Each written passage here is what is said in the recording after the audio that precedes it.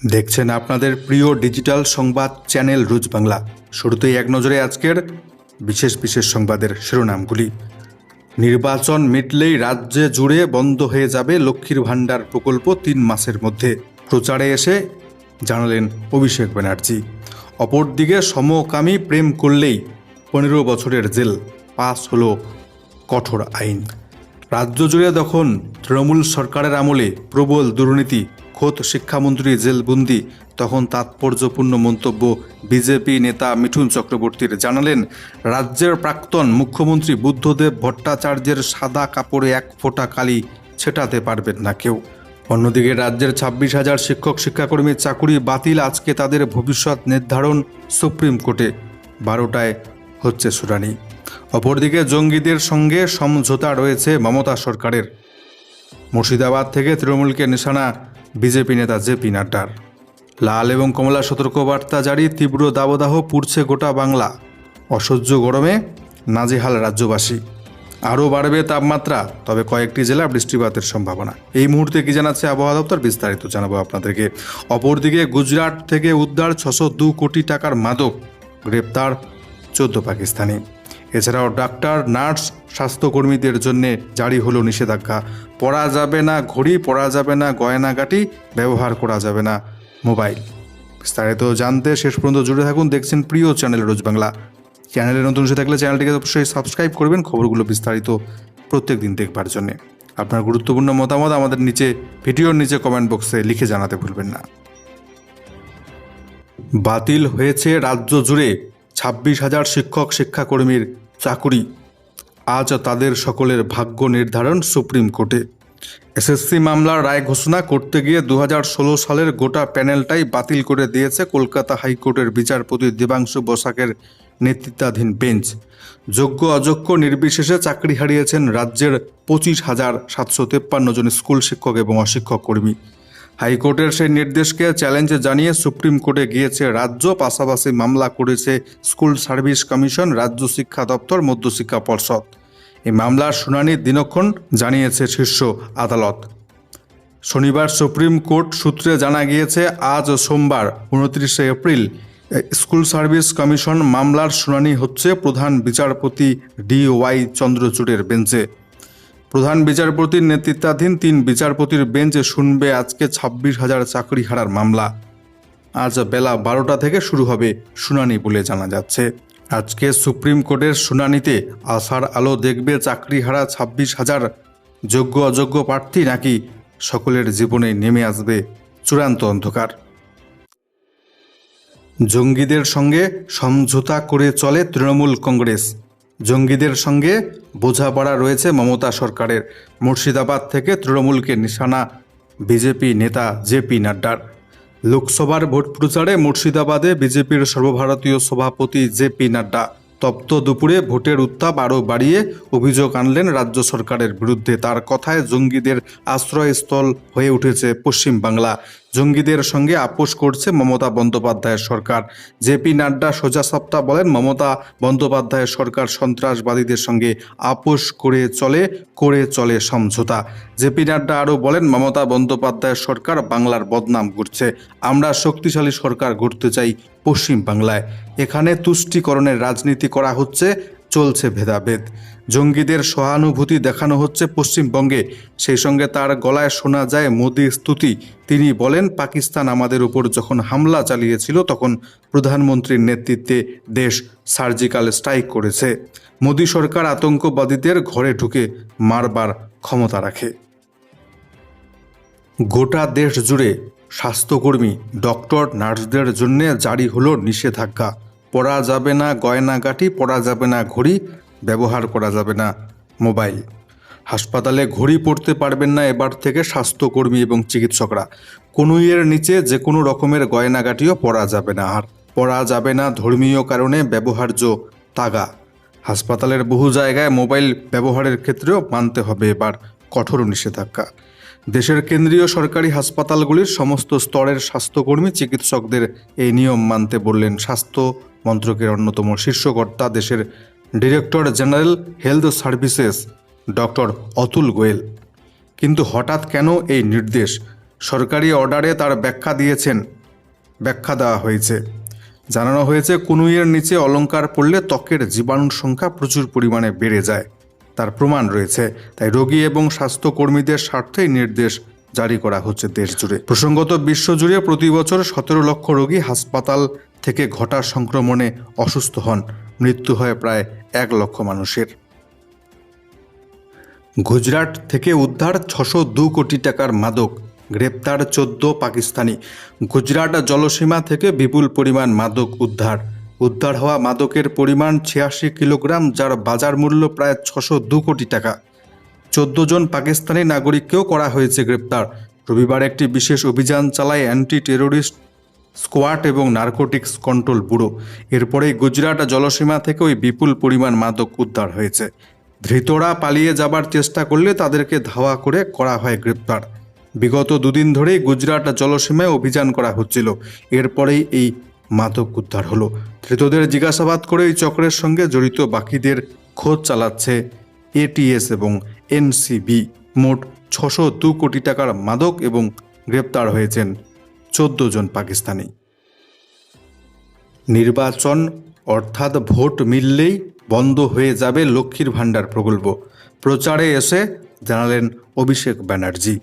রাজনৈতিক মহলের বিশেষজ্ঞদের বড় অংশ মনে করেন, তৃণমূল তৃতীয়বারের জন্য সরকারের প্রত্যাবর্তনের পেছনে যার সব থেকে বড় ভূমিকা সেটা হলো লক্ষ্মীর ভাণ্ডার প্রকল্প। এই প্রকল্প যেমন 2021 সালে বিপুল সংখ্যক ভোট এনে দিয়েছে তৃণমূলের ঝুলিতে, ঠিক সেই রকম 2024 লোকসভা নির্বাচনে প্রকল্পকেই হাতিয়ার করে এগিয়ে যেতে চাইছে রাজ্যের শাসক দল তৃণমূল। ইতিমধ্যে রাজ্যের মহিলাদের ভাতা বাড়িয়ে করা হয়েছে দ্বিগুণ। যারা 500 টাকা পেতেন তারা পাচ্ছেন 1000 টাকা। তপশিলি জাতি উপজাতি মহিলারা পেতেন আগে 1000 টাকা, তারা পাচ্ছেন 1200 টাকা করে প্রতি মাসে হাত খরচের জন্যে। তবে শনিবার বীরভূমে তৃণমূল প্রার্থী শতাব্দী রায়ের সমর্থনে দুবরাজপুরের খয়রাসোল ব্লকে গোস্ত-ডাঙ্গাল মাঠের নির্বাচনী সভায় ছিলেন তৃণমূলের সর্বভারতীয় সাধারণ সম্পাদক অভিষেক ব্যানার্জি। সেখান থেকে বিস্ফোরক মন্তব্য করলেন তিনি। তার কথায় বেশ চিন্তায় রয়েছেন রাজ্যের মহিলারা, রাজ্যের গৃহবধূরা। বেশ কয়েকদিন ধরেই রাজ্য সরকারের প্রকল্প লক্ষ্মীর ভাণ্ডার নিয়ে আক্রমণ করছে রাজ্য বিজেপি। তৃণমূলের অভিযোগ, একের পর এক মিথ্যা কথা বলে চলেছে বিজেপি। বিশেষ করে গেরুয়া শিবির লক্ষ্মীর ভাণ্ডারকে টার্গেট করতে চাইছে।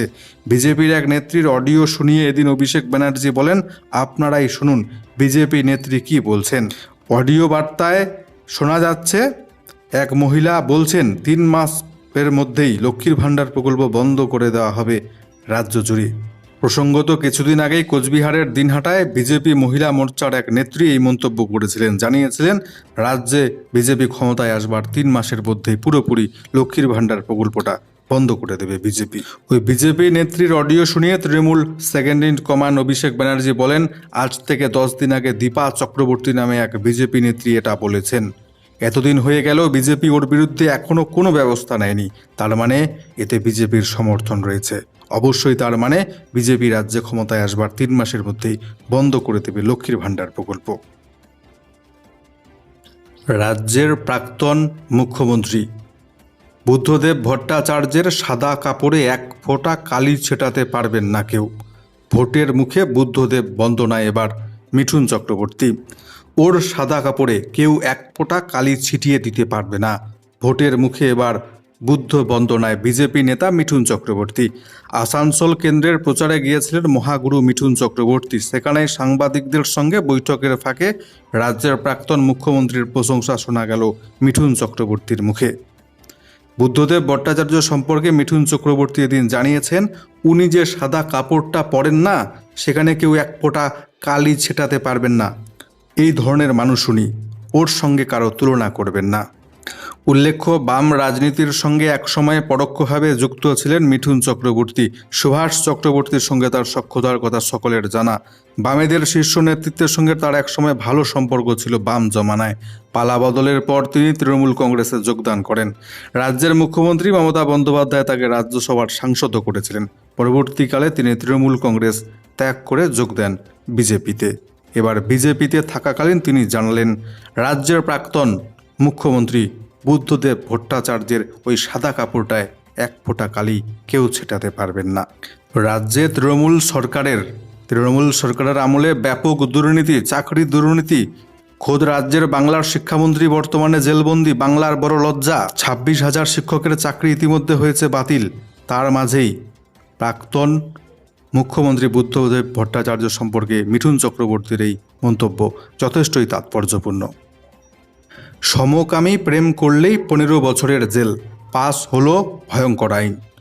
সমকামিতা অপরাধ, সমকামী সম্পর্কেও থাকলেই এবার যেতে হবে আপনাকে জেলে, 15 বছর পর্যন্ত হতে পারে সাজা। এমন আইন পাস হয়ে গেল এবার ইরাকে। শনিবার ইরাকের সংসদে সমকামী সম্পর্ককে অপরাধ হিসেবে গণ্য করার আইন পাস হলো। সরকারের দাবি ধর্মীয় মূল্যবোধকে রক্ষা করতেই আইন পাস করা হলো। এদিকে আইন পাস হওয়ার পরেই উঠেছে সমালোচনার ঝড়। ইরাকের সমাজকে নৈতিক অবক্ষয় থেকে রক্ষা করতেই আইন বলে জানা যাচ্ছে। দেহ ব্যবসা এবং সমকামিতার বিরুদ্ধে আনা আইনে বলা হয়েছে, যদি কোনো পুরুষ বা মহিলা সমকামী সম্পর্কে ধরা পড়েন তবে তাদের সর্বনিম্ন 10 বছর, সর্বাধিক 15 বছর পর্যন্ত সাজা দেওয়ার বিধান আনা হয়েছে। যদি কেউ সমকামী বা দেহ ব্যবসার প্রচার করেন তবে তাদেরকে কমপক্ষে 7 বছর অবধি সাজা দেওয়া হবে। যদি কেউ তাদের বায়োলজিক্যাল জেন্ডার বা জৈবিক লিঙ্গকে স্বীকার না করেন, লিঙ্গ পরিবর্তন করেন বা নিজের লিঙ্গের বিরুদ্ধে গিয়ে পোশাক পরেন তবে তাদেরকে 1 থেকে 3 বছরের কারাবাসের সাজা শোনানো হয়েছে ইরাকের নতুন আইনে। জানা গিয়েছে, প্রথমে এই আইনে সমকামী সম্পর্কে মৃত্যুদণ্ডের সাজার সুপারিশ করা হয়েছিল। পরে আমেরিকা এবং ইউরোপিয়ান দেশগুলি এর বিরোধিতা করায় সর্বাধিক 15 বছর পর্যন্ত সাজার বিধান আনল ইরাক। প্রসঙ্গত আপনাদেরকে জানিয়ে রাখি, বিশ্বের 60টিরও বেশি দেশে সমকামী সম্পর্ককে নিষিদ্ধ ঘোষণা করা হয়েছে। 130টিরও বেশি দেশে সমকামী সম্পর্ক বর্তমানে বৈধ হিসেবে ঘোষিত। তীব্র দহনে জ্বলছে বাংলা, পুড়ছে গোটা রাজ্যবাসী। আবারও জারি হলো তীব্র দাবদাহের লাল থেকে কমলা সতর্কবার্তা। তবে রয়েছে একটি স্বস্তির খবর, নামবে বৃষ্টি ঝড় এই সমস্ত জেলাগুলিতে। কি জানাচ্ছে এই মুহূর্তে আবহাওয়া দপ্তর, বিস্তারিত ওয়েদার রিপোর্টটি আমরা জেনে নিচ্ছি। দাবদাহ থেকে নিস্তার নেই আপাতত চলতি সপ্তাহে, কিন্তু আসার কথা রয়েছে দুটো। প্রথমত, তাপমাত্রা আর খুব বেশি বাড়বে না। দ্বিতীয়ত, আগামী রবি থেকে সোমবার অর্থাৎ 5 থেকে 6 মে ঝড় বৃষ্টির অনুকূল পরিস্থিতি তৈরি হতে চলেছে দক্ষিণবঙ্গ জুড়ে। কেন্দ্রীয় আবহাওয়া দপ্তরের deputy director general Somnath Dutta এদিন জানিয়েছেন, এই সময় বঙ্গোপসাগর থেকে বেশি মাত্রায় জলীয় বাষ্প বায়ুমণ্ডলে প্রবেশ করবে বলে ইঙ্গিত পাওয়া যাচ্ছে। জলীয় বাষ্প সক্রিয় থাকবার জেরে শক্তিশালী বজ্রগর্ভ মেঘ তৈরি হওয়ার সম্ভাবনা রয়েছে।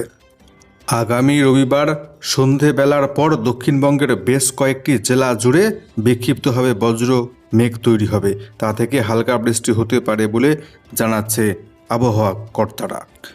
উত্তর পশ্চিমী শুষ্ক এবং উষ্ণ বাতাস এবং চড়া রোদের দাপটে রবিবারও দক্ষিণবঙ্গ জুড়ে তীব্র থেকে তীব্র তাপপ্রবাহ পরিস্থিতি বজায় ছিল। রবিবার উষ্ণতম স্থান ছিল পশ্চিম মেদিনীপুরের কলাইকুণ্ডা, যেখানে তাপমাত্রা ছিল 44.3 ডিগ্রি সেলসিয়াস। আজকে তীব্র দাবদাহ পরিস্থিতি বজায় থাকবে দক্ষিণবঙ্গের পূর্ব এবং পশ্চিম মেদিনীপুর, এছাড়াও ঝাড়গ্রাম, বাঁকুড়া, পূর্ব পশ্চিম বর্ধমান, বীরভূম এই জেলাগুলিতে লাল সতর্কবার্তা জারি থাকছে আজকে। এছাড়াও দক্ষিণবঙ্গের বাকি জেলাগুলিতে তাপপ্রবাহের জন্য আজকে জারি থাকছে কমলা সতর্কবার্তা। আজকে দক্ষিণবঙ্গের কোনো জেলাতেই কোনো বৃষ্টিপাতের সম্ভাবনা নেই, পুরোপুরি শুকনো আবহাওয়া। উত্তরবঙ্গের দার্জিলিং এবং কালিম্পং জেলার সামান্য 2-1টি জায়গায় আজকে বজ্রপাতের সহিত হালকা বৃষ্টিপাত হতে পারে। জলপাইগুড়ি, আলিপুরদুয়ার, কোচবিহার জেলাগুলিতে অসহ্য গরম বজায় থাকবে। উত্তর এবং দক্ষিণ দিনাজপুর, মালদা জেলাতে তীব্র দাবদাহের জন্য আজকে কমলা সতর্কবার্তা জারি থাকছে। তবে আগামী 48 ঘন্টা মঙ্গলবার এবং বুধবার নাগাদ দার্জিলিং, জলপাইগুড়ি, কালিম্পং 3টি জেলাতেই কালবৈশাখী 30 থেকে 40 কিমি বেগে প্রবল ঝোড়ো হওয়া বৃষ্টিপাতের সম্ভাবনা জানাচ্ছে আবহাওয়া দপ্তর।